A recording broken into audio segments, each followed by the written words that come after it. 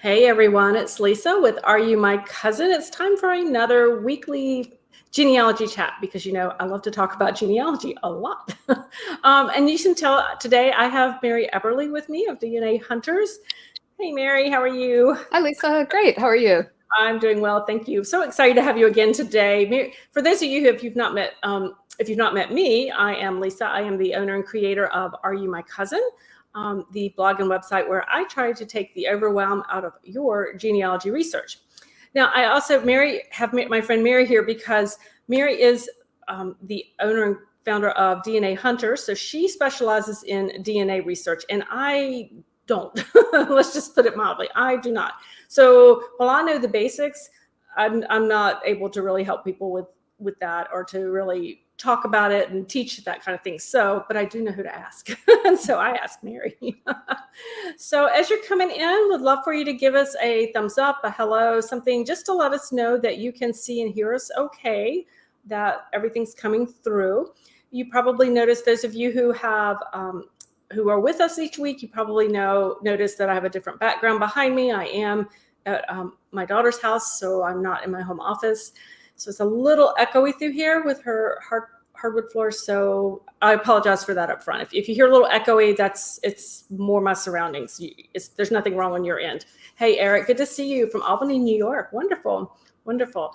So yes, if you're new, if this is your first time, do not hesitate to leave a comment, to ask a question in the chat. We do see those, and we will be answering questions as we go. And as Mary starts talking about the DNA, we will be, in just a minute, Mary is going to tell us about a really cool tool over at DNA Painter called What Are the Odds? And I'll let her talk about that. It's a really helpful tool for when you're researching.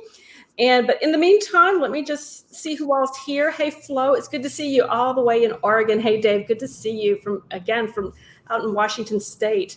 I hope you guys out in the West are having a beautiful, with the leaves changing and things. I actually, coming to my daughter's, drove through the North Carolina mountains today. And guys, it's like peak season. It might be a day or two past peak. It was gorgeous, just absolutely beautiful to drive through that part of the state. So I didn't mind my long drive at all. It was a lot of fun.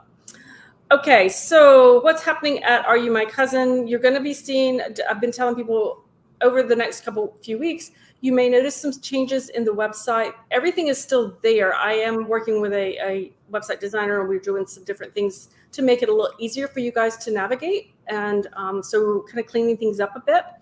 So you may notice that everything is good. If you are having trouble finding something specific that you were looking for that's not where it was, maybe just, you can shoot me an email and I can make sure you find whatever it is you're looking for.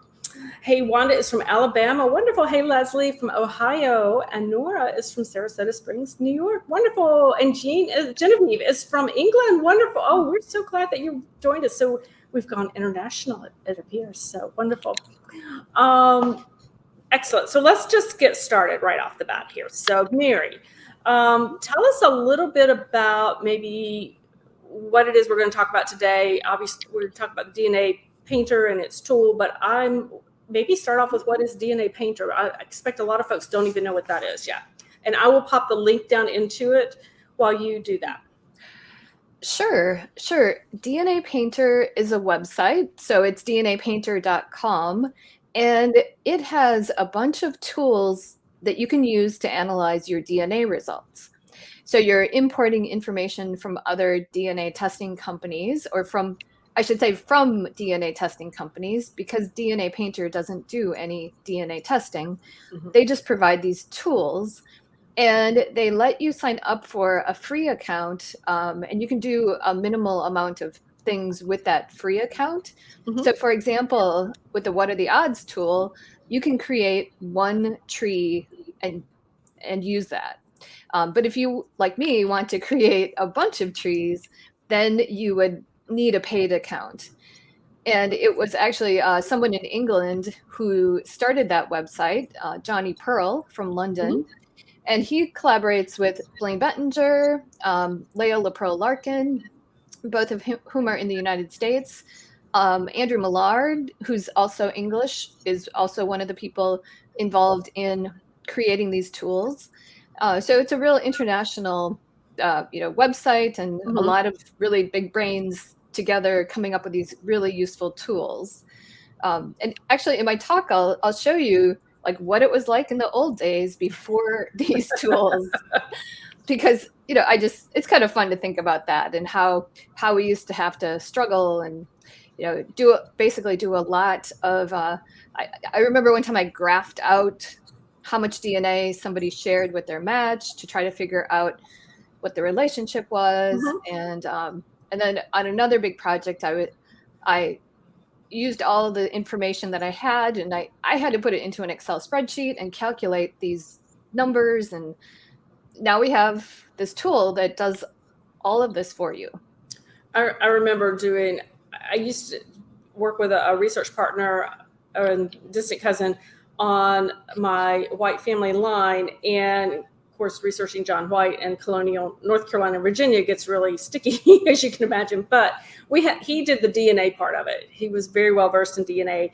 But it was, again, before all the tools. And he would send me, all these spreadsheets. I'm like, okay, talk me through it, kind of thing. Because it was just so Mhm. much out there. So, yeah, absolutely. All right. Well, do you want to jump to your slides? Mary has prepared some slides to help us visualize this a little bit better, and all that. Sure. Let me do that. All So right. I'm gonna. You ready for me to add it? Yep, I'm ready. Okay, Okay, we're ready to great. go. Thanks so much. So this is again the DNA Painters What Are the Odds tool. So this is just one of several tools that are available from DNA Painter. And I'm going to touch on one other because it also comes from that. But as I mentioned, I wanted to give you some background information about how we did this in the old days. And this table was created by the DNA detectives. That's CC Moore's group that started out helping adoptees and others with unknown parents figuring out who their birth parents were.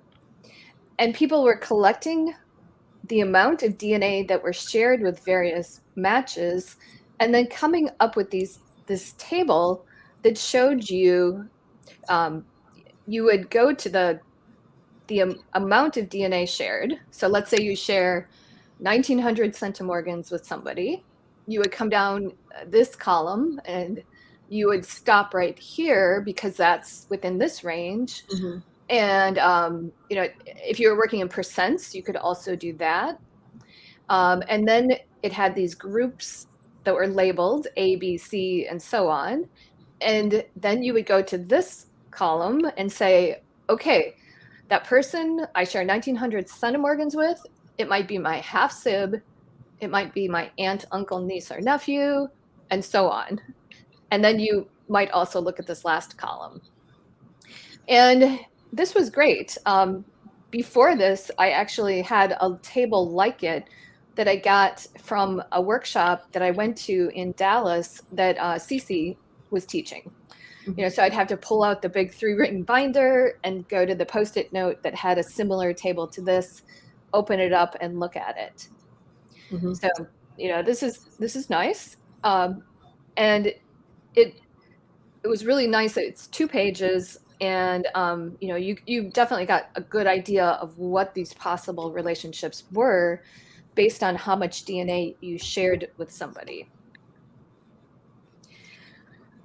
There is this overlap. So this came out the same year that the table came out, back in 2016, and Ancestry published this graph which shows how much DNA is shared with various matches. And you can see that if you share a lot of DNA with someone, so this is the CMs, that there's only one, well, mostly one possibility, this light blue possibility. And then that corresponded to, you would go over to the key and say, oh, it's a full sibling. And the reason I wanted to share this is to show you how you end up getting this overlap. So I've circled, do you see the green and the red? Yeah. Overlap. So let's say you share 1,300 centimorgans with your match. You don't know who your match is, and you end up looking it up on this table, and they could be one of these green relationships, like a half sib, or the red, which is a first cousin or a half nib. Okay, all right. What's a nib? A niece or a nephew. Oh, I've never heard that term before. Okay, so a niece or nephew. Mm-hmm. So, and once you get out here into those really small amounts, it's like, wow, you could be a lot of different possible relationships. Right. And you could like turn the graph on its side and look at these probabilities. But I think that it was much better at like just giving you a really solid picture, showing you that, for example, if you only shared 75 centimorgans, how you might have all these different possible relationships. That's a really good visual, I think, for the people who are visual learners or who can, they can follow a chart, but sometimes just visualizing it like this really, that really kind of drives in the point of all the variations with those smaller amounts. Yeah, I like that. Mm-hmm. And it starts at what you might think is a decent match, like even 200 centimorgans. You start to have a couple less likely possibilities, but then you've got this green and you've got the yellow, and now you're looking at your match and thinking, oh gosh, how is this person related to me? And you've got an idea, but it's a pretty big range, and you really have to think hard about the possibilities. Yeah. And this version of this table was from Leah LaPearl Larkin's website, and that's the DNAgeek.com. And she had an article called Science the Heck Out of Your DNA, Part 2. I think there were 7 parts to this. And it was really helpful. She's great. She's been very wonderful in terms of contributing to the tools that we have available to looking at our matches. So let's then go on to the DNA Painter tool. This is called the Shared CM Project tool, and it was developed by Blaine Bettinger back in 2020. And you can see Johnny's name there. So Blaine, Johnny, and then I think there was a link. I believe Leah was involved in this too, because she was the one to convert the amount of DNA shared to the probabilities. So going back to that table, and she had Andrew Millard help her with that, the Englishman. And he's a statistician, so that's really helpful. Yes. So this tool lets you type in how much DNA you share with your match, and it generates a table that says, well, here are the possible relationships, along with the percent likelihood that it is the relationship. So sometimes, let's say you're sharing maybe 1,500 centimorgans, and this tool might say, well, there's a 99% chance that you are half sibs, but there's a 1% chance that you are actually first cousins. Okay. And I'd have to fact check that. I'm just making up a number, but just to give an example, and I'm sorry, I should have had a full table showing the probabilities, but this was a huge breakthrough, because now you didn't have to stare at that graph and try to figure out, well, what are the possibilities along with the probabilities. Well, it tailors your research if you know that the possibility is you have 2 or 3 possibilities, but if they're giving you the probabilities within in those possibilities, you can tailor your research to hopefully, get it right with the first one and not have to try out all the other theories.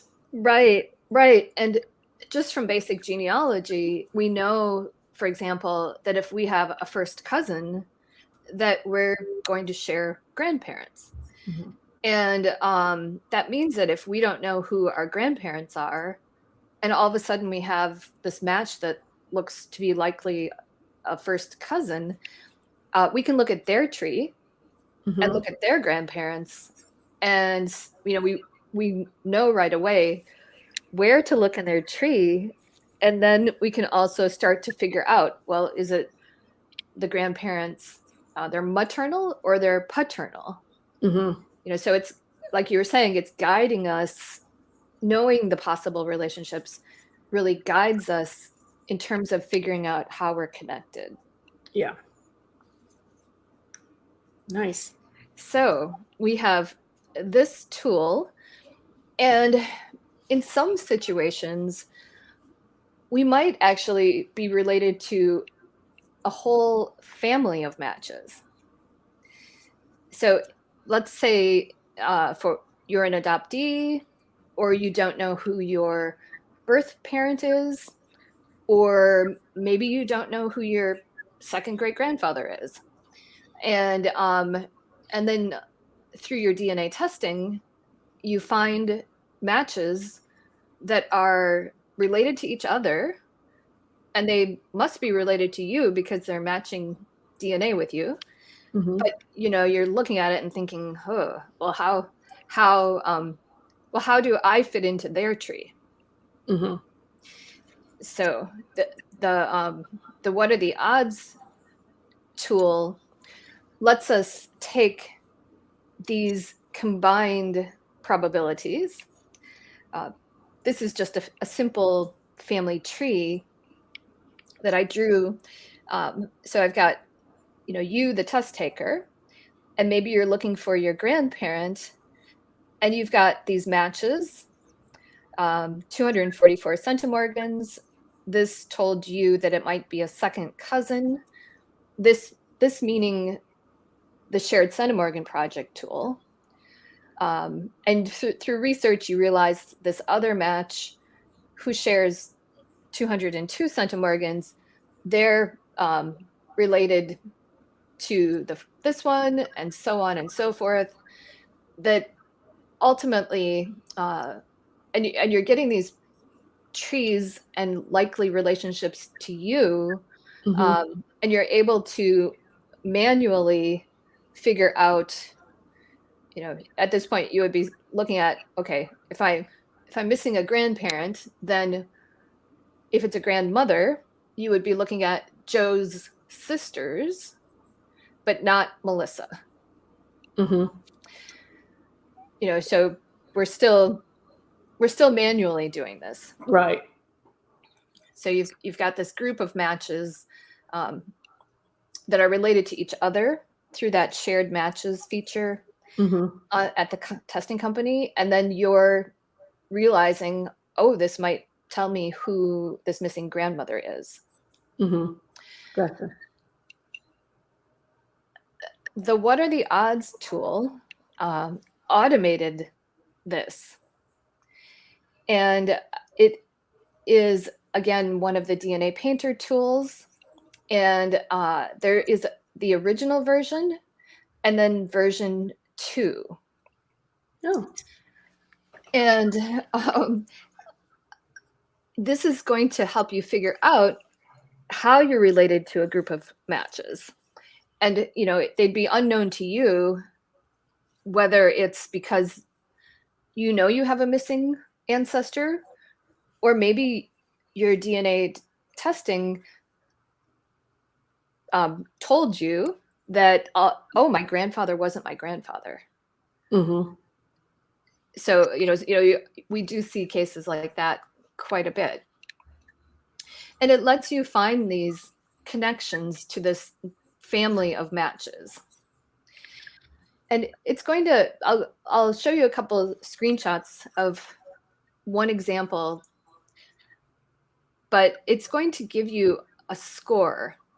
So the score is given based on those probabilities that I've talked about. Mm-hmm. And you're going to recreate that family of matches in this tool. So even though you've got a tree built on paper or in Ancestry or wherever, you're going to have to recreate the tool, excuse me, the tree, and it's going to mathematically combine all of those probabilities, and then it gives a score, and the score is for hypotheses, and the hypotheses are different places that you would fit into the tree. So I can, I have a lot more details on the specifics of like the steps, Mm-hmm. and that's available in a handout that people can download. I will. I'm going to grab that and put that in while you're talking. Okay. Okay. So let's go ahead.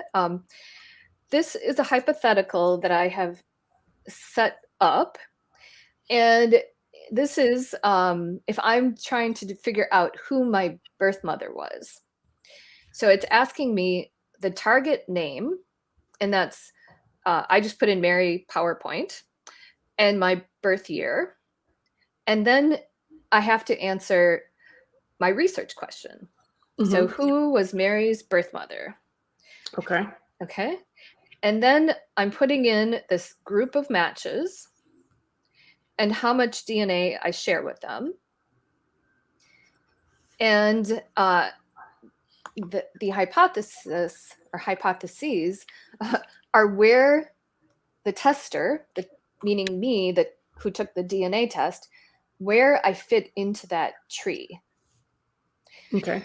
And version 2 is set up to automatically generate or suggest hypotheses. Oh, nice. Mm-hmm. So it's going to crunch through all the numbers and come up with, here are all of the possible places you fit into their tree. Mm-hmm. So one issue, or one thing that I really had to get used to is that, so in the old days, you entered the hypotheses. So you said, well, maybe I fit in here, maybe I fit in there, and it would tell you the score, which are the odds. But the version 2, when you say suggest hypotheses, in this case, in my little hypothetical that I did, it said, well, there are 40 places you might fit into this tree. Oh, wow. And, that's when we initially changed to version 2, I was always like, oh my God, 40 hypotheses. I can't sort through 40 possibilities. But you can see that. So over on the left here is the common ancestors to all of these matches, and to you also. And you can see that, like in this instance, they're saying you might fit in 3 different generations. Wow. So you then can go in and say, like, there's no way you can delete hypotheses, because for example, if I was born in 1963, so my mother was likely born maybe in the 30s or 40s, and some of these hypotheses are going to be based on somebody born in 2007. So you basically you're going to trim down and get things down to fewer possibilities. Okay. So I'm now a very big supporter and user of the version 2. And, I just very methodically go through and I get rid of half siblings because the program will create hypotheses based on half siblings because mathematically it works out. But the problem is, if there are known half siblings, that's fine. But if we have, some ancestral half sibling that existed in this world, it's usually pretty hard to find them. Yeah. So I just want to get rid of those really difficult possibilities, and probably not that likely. It's better to chase down things that you can chase down and see if they work out. And Yeah. maybe, once you get further down the road, you might say, oh, well, what if George had a kid out of wedlock, and what if that was my parent? Yeah. I see what you're saying. And as I mentioned, you might just rule out people because the age isn't correct. So you would just, you right click and you delete the hypothesis. And then sometimes the gender is not right. Let's say you're looking for your grandfather, and that this person only had daughters. So you can get rid of, all of that person's children. And there are just really good ways to narrow down the initial kind of explosion of hypotheses.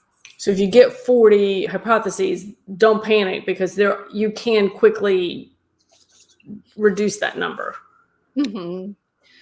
Right. Exactly. And the program lets you enter in that tree that you create. It lets you enter in the birth date and the death date of the people in that tree.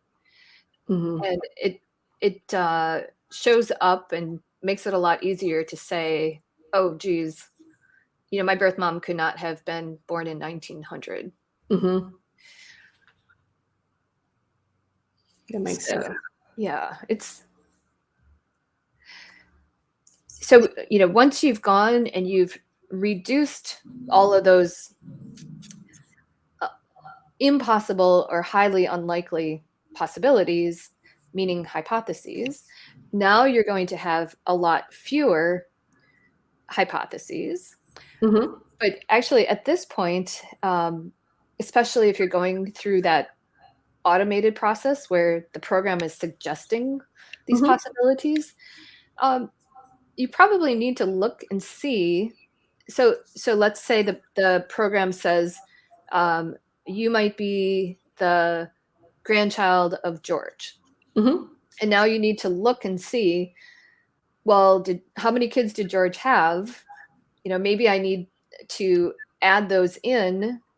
And if he had 10 kids and none of their descendants have tested, then now you've got 10 possibilities that are going to look equally good.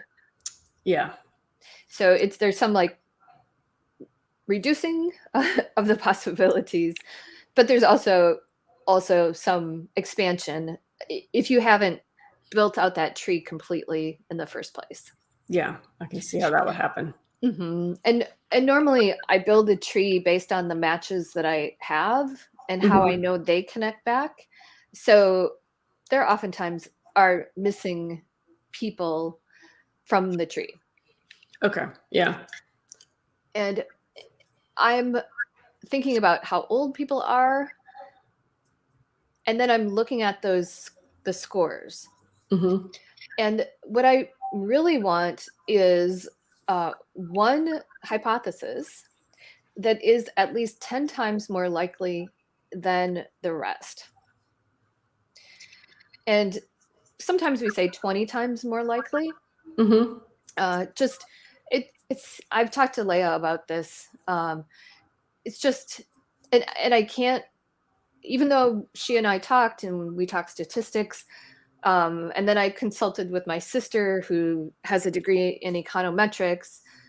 I have yet to understand her suggestion that it be 10 to 20 times more likely. It's basically you want something where you feel like it's really the right answer. And I'll go through that, go back to that Mary looking for her birth mother example. But this tool can be used to figure out, do more people need to do DNA testing to help you answer your question? Got it. Okay. So this is the Mary and figuring out my birth mother. And either through me asking this person to test, or, sometimes people just show up in your match list because they got a DNA kit for Christmas and they finally sent it in. That's right. Fingers crossed, we're coming into that season. So now we have, so before there were some possibilities more than just this one. But all of a sudden we have a new test taker, and that I'll show you an enlarged version. So here's the new test taker. And she's the daughter of Bessie. And that looks like a first cousin. And that makes this score be 1026. There's still, this is still possible at 1, but this is clearly 10 to 20 times greater. Right. And now I need to look at, well, did Bessie just have one sister and that's my birth mom? Or did she have, 5 sisters? And now I've got to see if more people will test, or sometimes just looking at other DNA testing companies, you'll end up with a few more people that you can put into this tool. So I think that's an important point that I just saw somebody asking this the other day on the Facebook page for this tool. And that is, can I bring in people who've tested at different DNA testing companies? And the answer is yes. But one thing is that if that company did X DNA testing and they included it in the total, then you need to subtract off how much X DNA is shared with that person. Oh, gracious. Okay, yeah. That's like that's less than like 2.0. That's I know that's like totally getting off into the weeds, but come back from the weeds. For those of you who are like me, didn't realize that until fairly recently, that's an important thing to keep in mind. Gotcha. But don't worry about it if you're just starting out playing around with this tool. So yes, in general, you can go to GEDmatch or to 23andMe or whatever company that you haven't pulled your matches from yet. So yeah, are they hiding at another DNA testing company? Is let's just say you haven't looked at your MyHeritage matches in like 2 years, and all of a sudden you go back and you're like, oh, I have this really great match and I should pull her or him into this tool because that might give me enough information to rule out one of these sisters. And that's a good point, is I know we tend to put our DNA results and check our, we test at multiple companies, or we, upload and put it in different places. It's just like genealogy records. We've got to go back and look. We've got to go back and check them. And, if it's a project that you're actively working on, I recommend putting it on your calendar, whether it's the first of every month, you go and you check, did I get any new matches in the last month that I haven't tested? So just to kind of keep yourself organized with that is really helpful. That's really important. So, in this instance, the fact that Anne tested lets me really focus and really know that Fran is my grandmother. And because all the other hypotheses turned to zeros, and you can see that back here, everything's red, meaning this is not where you fit into their tree. So the fact that Anne tested, tells me that a daughter of Fran must be my birth mother. That makes sense. So I just wanted to share then, I'm looking at that view of the table, but this tool, if you scroll down from the not the table, the tree. The tree, yeah. I'm normally looking at the tree, but if you scroll down, it shows you the hypotheses and the scores in this text or this version. So this says basically there are two possibilities, but that this one's about 1,000 times more likely than the next.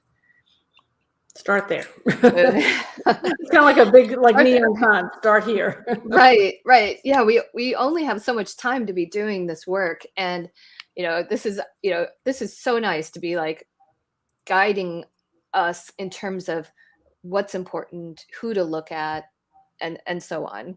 Yeah. And then there actually is a table version of this at the very bottom, and this is the same. I think this is the same, maybe not. It's telling me that the only two hypotheses are number 7 and number 6. It's not the same because this has a score of 1 and this has a score of 107,000. Yeah. But I can see that everybody else got turned into zeros, and it's basically because of a couple of test takers. Where they made these other relationships impossible. They just share the wrong amount of DNA. It's a pretty high amount of DNA. It's too much to be a second cousin once removed. It's too much to be a second cousin twice removed. It's very likely to be a first cousin, and so on. So I like this version, where it's a table, everything's condensed into this view, and I can look and see who knocked out some of the hypotheses and who really supported the other hypotheses. Yeah, that's such valuable information. And there are a couple of caveats, and it's just because we don't have the statistics to work with these possibilities or these situations. So one is a double cousin relationship. So I have double cousins. My mom was a double first cousin. And when you're double cousins, you share twice as much DNA that you would normally share with that cousin. So the table, I guess you could divide it by 2 and use that number. But in a lot of these situations where you're scratching your head and you're trying to figure out, well, how do I fit into this family? You probably don't know, at least initially, that you're a double cousin. Or I just worked on a case recently where somebody was related multiple ways to their cousins. So, for example, we have one match who was a second cousin on one line and a fourth cousin on another line. So in that instance, you've got the DNA numbers adding up from 2 different relationships, and that tool doesn't account for that. It's just saying, well, if you were related one way, here are the possible relationships and here are the probabilities. Yeah, I could see how that would be a problem. And I know there's some double cousins somewhere in our tree as well, making it difficult to decipher. Right. There are also 3/4 sibling relationships. You got to remind me what a 3/4 sibling is. I'm like, I did know, I really did, but I don't remember. Sure. So if you're a full sibling, you share both parents. If you're a half sibling, you share one. And if you are a 3/4 sibling, you share one parent, but the other parent is either a parent-child or two siblings. So let's say somebody married a woman and then she passes away, and then he marries her sister. That's right. Yep, and both relationships had children. Mm-hmm. They are 3/4 siblings. And we definitely see that in our trees, certainly. So yeah. Right, especially back in time. And Yeah. and which is also true for the double cousin situation. Mm-hmm. I think today it's really not that common, but Yeah.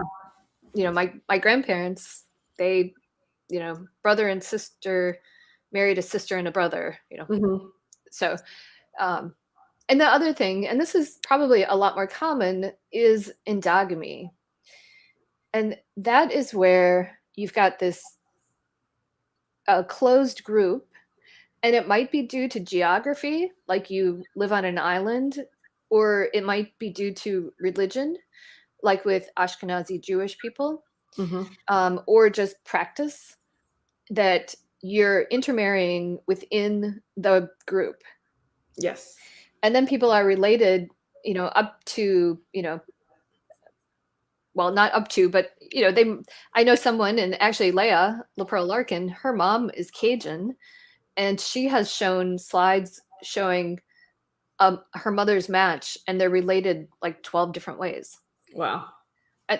And it's a Yeah. lot of distant relationships, but there was just a very small group of people who came into Canada and who ultimately got kicked out and moved to Louisiana, Mm-hmm. and just people, cousins marry cousins, and they're mostly distant cousins, but you have that same situation with like the DNA flowing through all these different Mm-hmm. lines and adding up in you, and now you you've got this match, and you say, oh well, we share 200 centimorgans, or we share 60 centimorgans, Mm-hmm. and you tell that shared centimorgan project tool that, well, the tool's going to think that number came from one line of your family, and Mm-hmm. it's going to give you those results, assuming that.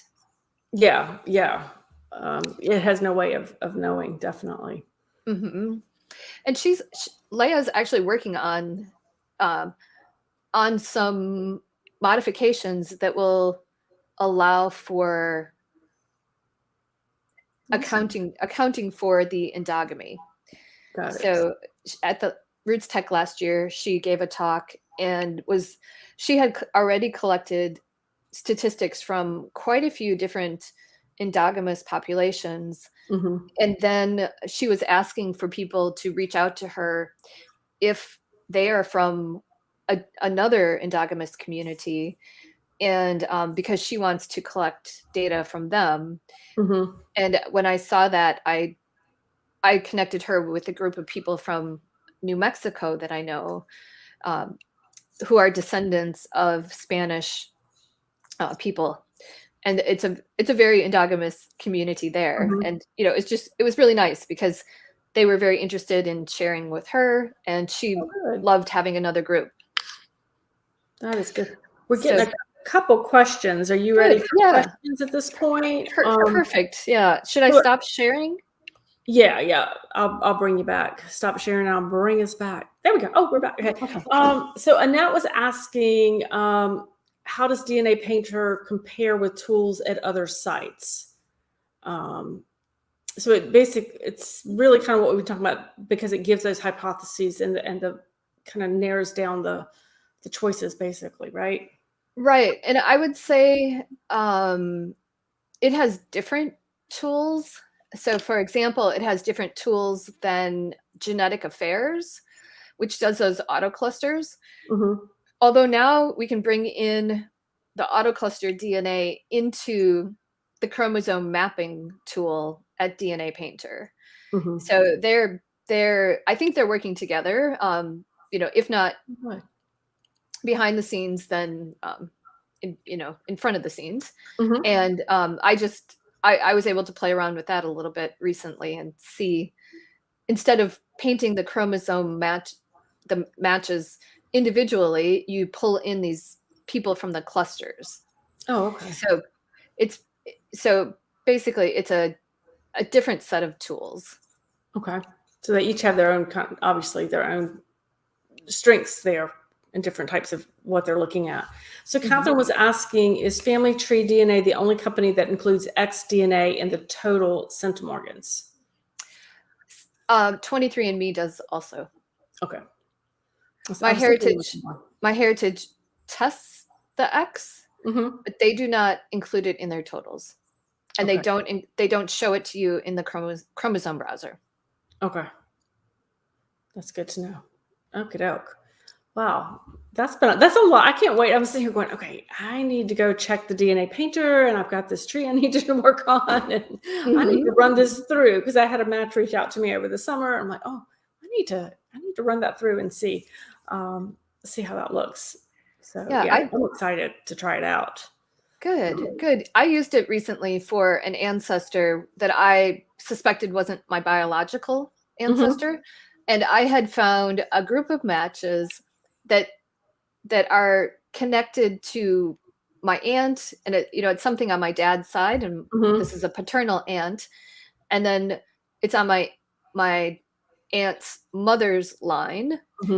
So I was able to test a maternal cousin of my aunt, and over time I've accumulated these matches that match us and match this cousin, and the amount of DNA shared is kind of low, but they don't fit into any other part of the tree. So, that to me says, oh, these people that, that could be, they could contain this mystery great-great-grandfather. And I used the what are the odds tool recently through, it's called a twinning technique, where I was able to combine my aunt's results with her first cousin's results. And the statistics were much happier using two people's information. And because the statistics were stronger. And anyway, it's like, I think that finally I have support to say that this Peter man was the biological parent. Nice. All right. Well, thank you so much for sharing with the DNA Painter. I think there's going to be a lot of people heading over to DNA Painter shortly. But before you do, folks, let me tell you about a couple of things going on just here again at Are You My Cousin? So there was a brand new post that went out this week, first of the week. So if you haven't seen that, head over to the site and you can look at that. I am still doing the Frugal Genealogy emails that go out on, I think I'm doing them on Saturday now. It seemed to work better. So if you are looking for specific things like DNA kits to sign up for, this is the time of year to do it, guys. They're on sale. And I will put a link. Let me grab a link for that. So if you want to kind of stay on top of any bargains that are happening, then you can sign up for that. If it's separate from my regular Monday list. So if you're not into shopping or if you're not looking for any sales from that, oops, I got to find you guys again, then no worries. But it's just, I do it through December, and then I'm pretty much done with it after that till the next year. So it's anything that comes across my desk with deals and things that are coming on. And I am seeing a lot of the DNA. I think everybody has DNA stuff on sale right now, actually, all the kits. So yes, that is going on. The other thing, just so you know it, because if you're Christmas shopping, just put this bug in your ear, or you can give it to, to somebody, give it to your Santa Claus. Great gift idea would be how about an Alaskan cruise? Just say. So in June of 2022, Are You My Cousin is going to be cruising to Alaska. So what better way to do genealogy and a cruise to Alaska? Combine them both. So if you're interested in that, I'll drop that link in there as well. And I have a longtime reader who is coordinating all of that for me. And so she will be happy to answer any questions that you might have about that. So I hope you can join us. I think it's going to be a lot of fun, and I'm looking forward to it. So that's what we have going on. I hope to see you guys over in the Facebook group. If you're on Facebook, if you're not, feel free to, if you are watching this on replay, to drop comments, because we do monitor the comments after the live session. So feel free to do that as well. And we will see you. I'll see you next Thursday, right here again for our weekly live. All right, guys, go have a, oh, wait a minute. Catherine had a question. If I descend from several double cousin marriages, but the matches you want to put into the what are the odds are half fourth cousins that do not share the double cousin situation, will that still cause a problem? Let me put that up there so we can. There. Yeah. I would say the only potential issue is if you share a really small number of centimorgans with these matches, then the tool will tell you that and say, it'll say something like, be careful in taking, the conclusion too seriously because the amount of DNA shared is this low. They tell you the average, and they say more matches might help this situation. Okay, that's good to know. But the double cousin situation, assuming it's not in their lines, then that shouldn't interfere. Okay, great. Thanks so much. I'm glad you could answer that because I would not have been able to. All right. Thanks again, guys. Really appreciate you guys joining us today, and I'll see you next week. So have a great weekend, guys. Thank you.